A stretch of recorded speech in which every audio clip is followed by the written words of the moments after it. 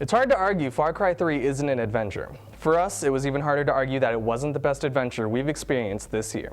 The open-world island filled with wondrous unexplored caves and wild animals, including sharks, bears, tigers, and rabid dogs, makes for multiple reasons to go off the main path of the game and make hundreds of adventures inside this grand adventure of a story.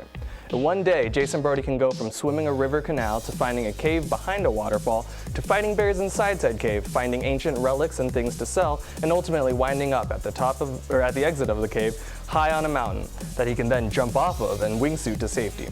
Tell me that doesn't sound like an adventure.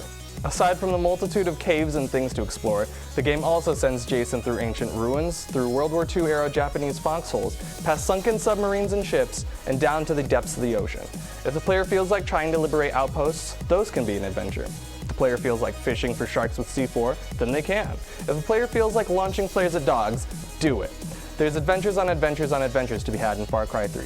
This game not only has lots to do, but it also looks absolutely beautiful while you do it. Can't even say how many times I've stopped at the top of a radio tower or mountain to just look at the island.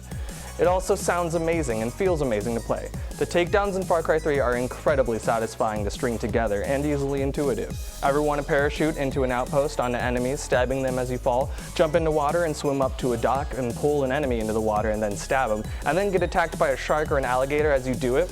That's just another day in the Far Cry 3 neighborhood. This game is incredibly fun and is hours of adventure, and that's why Far Cry 3 is our pick for Best Adventure.